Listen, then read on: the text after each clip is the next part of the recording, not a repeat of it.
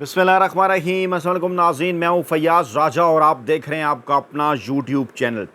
दोस्तों, वफाकी हुकूमत इस्लामाबाद से रात के इंतहाई अहम तरीन और बहुत बड़ी डेवलपमेंट। आपके कप्तान ने माफिया हैंडलर्स और सहूलतकारों के खिलाफ जंग बिल आखिर अवाम की हमायत अल्लाह पाक की मदद से जीत ली है। फतह का ऐलान बाकी है। कप्तान रिहा होकर पहला ऐलान क्या करने जा रहे हैं? मैंडेट की वापसी के बाद पहला बड़ा फैसला क्या होगा? कप्तान ने किस तरह से एक बाल पर 2 विकेटें गिराई हैं? अदलिया और इस्टेब्लिशमेंट किस तरह से इमरान खान के मुकाबले में हार मान गए? सिर्फ 24 घंटों के अंदर इमरान खान ने पाकिस्तानी कौम को 3 बड़ी खुशखबरियां दी हैं। तफसीलात में आगे बढ़ने से पहले इमरान खान का अडयाला जेल से पाकिस्तानी कौम के नाम इंतहाई अहम पैगाम। अगर आप इस पैगाम को ज़्यादा से ज़्यादा लोगों तक पहुँचाना चाहते हैं, फायरवाल का मुकाबला करना चाहते हैं, फायरवाल जो कि इमरान खान का पैगाम रोकने के लिए इंस्टॉल की गई इस चुनखब हुकूमत की जानिब से, अगर आप उस फायरवाल को नाकाम करना चाहते हैं तो वीडियो को लाइक कीजिए, वीडियो को शेयर कीजिए, चैनल को सब्सक्राइब कीजिए और इस अहम तरीन वीडियो में कमेंट बॉक्स के अंदर अपनी राय का इजहार भी ज़रूर कीजिए।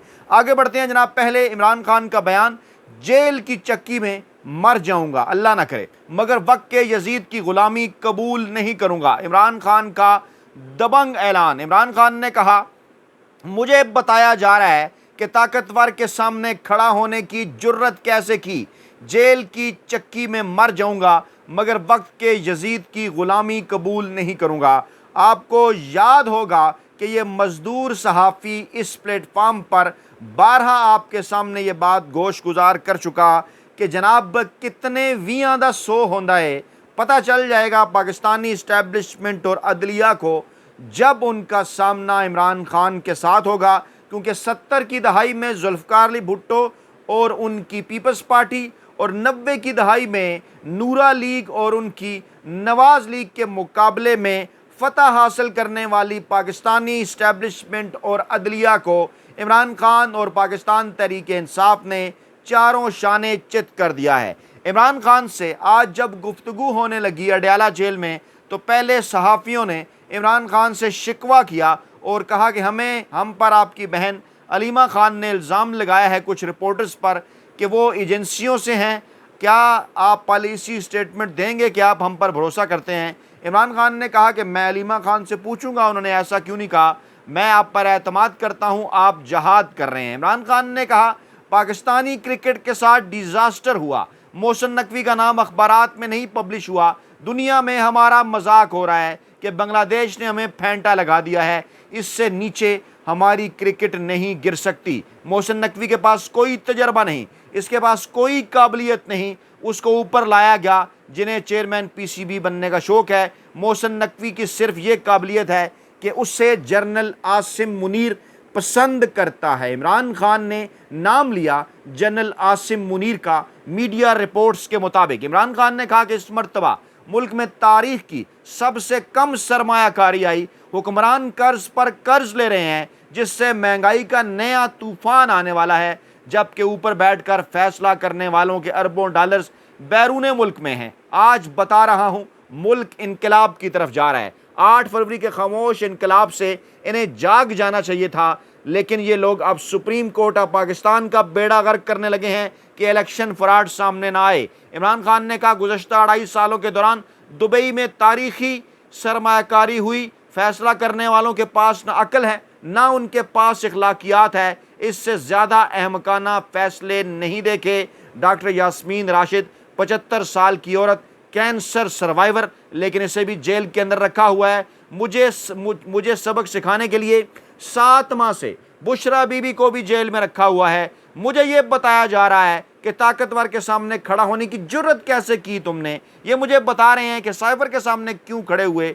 मैं जेल की चक्की में मर जाऊंगा, अल्लाह ना करे, मगर वक्त के यजीद की गुलामी कबूल नहीं करूंगा। उनका कहना था कि 8 सितंबर को कौम अपनी आज़ादी के लिए बाहर निकले, क्योंकि ये आपको गुलाम बना रहे हैं। आप जजेस को धमकियां दे रहे हैं, सरगोदा के जज को उठा कर ले गए। कभी ऐसा जुल्म नहीं देखा जो आज हो रहा है। बलूचिस्तान में क्राइसिस बढ़ता जा रहा है, KPK में PTI ना होती तो वहाँ भी इतना ही क्राइसिस होता। इसका हल डंडे और बंदूक में नहीं है, हल ये है कि मुंतखब लोगों को आगे आने दें। बलूचिस्तान में पुतले बिठाए गए जिससे मसाइल बढ़ गए, हालात हाथ से निकल रहे हैं। अख्तर मैंगल दुरुस्त कह रहा है, ये बहुत खतरनाक हो रहा है। हमारी आंखों के सामने ईस्ट पाकिस्तान बना। मैं उस वक्त ढाका में अंडर-19 क्रिकेट खेल रहा था। इमरान खान ने कहा कि NFC अवार्ड में बलूचिस्तान की जो रकम बनती है वो नीचे पहुंचती ही नहीं। मसले का हल ये है कि वहाँ पर लोकल बॉडीज़ इलेक्शन कराएं, ऊपर वालों का पैसा नीचे ही नहीं जाता, वहाँ गुर्बत है। मुल्क भर में जेन्युइन लोकल बॉडीज़ इलेक्शन की ज़रूरत है। इंशाअल्लाह हमारी हुकूमत आएगी तो सबसे पहले लोकल बॉडीज़ इलेक्शन कराएंगे, जिसका प्लान बना रखा है। इस वक्त मुल्क में अशद ज़रूरत है डायलाग की। हमें कहते थे कि कलदम तरीके तालिबान पाकिस्तान हमारी वजह से है, तो फिर कलदम बलोच लिबरेशन आर्मी बलोचिस्तान में किसकी वजह से है? इमरान खान ने कहा कि अब ये क्रॉस बॉर्डर टेररिज्म का कह रहे हैं। आपने वहां जाकर दहशत गर्दों TT पर हमले भी किए हैं। ये सारे बहाने हैं। दहशत गर्दी ख़त्म करने के लिए 3 डायमेंशंस होती हैं, इंटेलिजेंस, डायलाग और फिर ऑपरेशन। लेकिन आप 2004 से दहशत गर्दी ख़त्म करने के लिए मुसलसल ऑपरेशन कर रहे हैं। अब तक कितना फ़र्क पड़ा है? खुफिया इदारों को आपने मुल्क की सबसे बड़ी जमात पाकिस्तान तहरीक इंसाफ को ख़त्म करने पर लगा दिया है। खुफिया इदारों का काम दहशत गर्दी को ख़त्म करना है, मगर वो पाकिस्तान तहरीक इंसाफ को ख़त्म कर रहे हैं। इंतहाई दबंग बयान इमरान खान का, इंतहाई बहादराना अंदाज में अगले फुट पर खेलते हुए पाकिस्तानी कौम के नाम अहम तरीन पैगाम 8 सितंबर के जलसे से पहले। और पहली बड़ी खुशखबरी, पाकिस्तान तहरीक इंसाफ को इस्लामाबाद में 8 सितंबर के जलसे के लिए NOC जारी कर दिया गया। और बिलाशुबा इमरान खान और पाकिस्तान तहरीक इंसाफ की मुसलसल जिद्दोजहद का नतीजा। इमरान खान ने आज ये बात भी की थी, उस वक्त तक NOC जारी नहीं हुआ था। इमरान खान ने यह कहा था ज़राए के मुताबिक वकला से गुफ्तगू में कि अगर ये NOC जारी नहीं करते तो आज़म सवाती प्रेस कॉन्फ्रेंस करें और बताएं कि किस तरह से 22 अगस्त का जलसा हमने इस्टेब्लिशमेंट की दरख्वास्त पर सिर्फ इसलिए मुलतवी किया था कि ये आगे चलकर 8 सितंबर के जलसे में किसी किस्म के रोड़े नहीं अटकाएंगे। इमरान खान ने यह बात वाज़ेह कर दी थी। उस वक्त तक NOC जारी नहीं हुआ था, लेकिन फिर इमरान खान की बात के बाद NOC जारी कर दिया गया। 41 शराइत आयद की गई। किसी के ऊपर इतनी शर्तें आयद नहीं की जाती, लेकिन पाकिस्तान तहरीक इंसाफ के ऊपर 41 शराइत आयद कर दी गई। लेकिन पहली मरतबा ऐसा हुआ कि बाज़ाब्ता तौर पर ज़िली इंतज़ामिया अब तो रूट प्लान भी जारी कर रही है। KPK और पंजाब से बजरिया मोटरवे आने वालों के लिए नक्शे जारी किए गए हैं। पंजाब से बदरिया GT रोड आने वाले कारकुनान के लिए अलग रूट जारी किए गए हैं। इस्लामाबाद, रावलपिंडी और मरी के लिए भी अलग अलग रूट प्लान जारी किया गया है। और कहा गया है कि जलसे का आगाज़ 4 बजे करें और 7 बजे ख़त्म करें। लेकिन सवाल ये है कि कौन सा जलसा 4 बजे शुरू होकर 7 बजे ख़त्म होता है? पाकिस्तान की तारीख़ जलसों से भरी पड़ी है, चाहे वो पाकिस्तान तहरीक इंसाफ के शानदार जलसे हों या दीगर सियासी जमातों की जलसियाँ। वो किस तरह से कब और कैसे शुरू हुआ करती हैं, कब ख़त्म हुआ करती हैं। लेकिन ये पहली बड़ी खुशखबरी जो है वो आपके सामने इमरान खान के दबंग ऐलान के बाद। दूसरी बड़ी और अहम तरीन खुशखबरी, जी हाँ, सिंध हाई कोर्ट भी डट कर खड़ी हो गई। जस्टिस तारिक महमूद जहांगीरी की डिग्री मनसूख करने का जामिया कराची का फैसला मुअत्तल। जस्टिस तारिक महमूद जहांगीरी जो कि आइन और कानून के तहत फैसले कर रहे थे, जब आप आइन और कानून के तहत फैसले करेंगे तो फिर पाकिस्तान तहरीक इंसाफ को फ़ायदा होगा, इमरान खान को फ़ायदा होगा। लेकिन आइन और कानून के ऊपर तो चलना नहीं चाहते, ये इमरान खान के बुक्स में आइन और कानून के ख़िलाफ़ चलना चाहते हैं। तो जो जज खड़ा हो गया आइन और कानून के लिए, उसकी डिग्री इन लोगों ने मनसूख करा दी। किस तरह से कराई? उस्ताद असातिज़ा तक अगवा करके गायब कर दिए गए, यूनिवर्सिटीज़ के ऊपर दबाव बढ़ाया गया। लेकिन जहाँ पर जाली डिग्री साबिक army chief general Qamar Javed के भाई इकबाल जावेद बाजवा साहब की निकल आई और उन्हें कोई सज़ा नहीं हुई। तमाम उन्होंने पर्क्स भी ले लिए, प्रिविलेजेस भी ले ली, माली फ़वाइद भी हासिल कर लिए, कोई केस भी उनके खिलाफ दायर नहीं हुआ। आज मैंने पिछली वीडियो में आपको बताया कि किस तरह से बाकी लोगों के खिलाफ कार्रवाइयाँ हुई, लेकिन क्योंकि वो आर्मी चीफ के भाई थे उनके खिलाफ कोई कार्रवाई नहीं हुई। और यहाँ पर जस्टिस तारिक महमूद जहांगीरी के डट जाने की बिना पर उनके खिलाफ मज़मूम प्रोपेगेंडा सोशल मीडिया पर नून लीग के सोशल मीडिया सेल की जानिब से और इस किस्म की कार्रवाइयाँ। लेकिन कराची यूनिवर्सिटी को इस हवाले से मजीद इकदाम से रोकते हुए सिंध हाई कोर्ट ने deputy attorney general, advocate general Sindh और दीगर को नोटिस जारी कर दिए हैं। फ्रीकैन से 3 हफ्तों में तफसीली जवाब तलब कर दिया है। 31 अगस्त को जामिया कराची के सिंडिकेट ने अपनी ही जो उनकी जारी करदा जनाब डिग्री थी वो अनफेयर मीन्स यूएफएम कमेटी की सिफारिश पर जो है वो जस्टिस तारिक महमूद की डिग्री और इनरोलमेंट उन्होंने मनसूख कर दी थी। और ये फैसला कब आया था? सिंडिकेट के रुकन डॉक्टर रियाज अहमद की हिरासत के चंद घंटे बाद, जिन्हें पुलिस ने मुबैना तौर पर अहम इजलास में शिरकत से रोकने की कोशिश के तौर पर उठा लिया था। उसके बाद फिर डॉक्टर रियाज की गिरफ्तारी के बाद उनकी गैर मौजूदगी में ये फैसला हुआ था और दीगर फैसलों के अलावा डिग्री की मनसूखी की मंजूरी दी गई।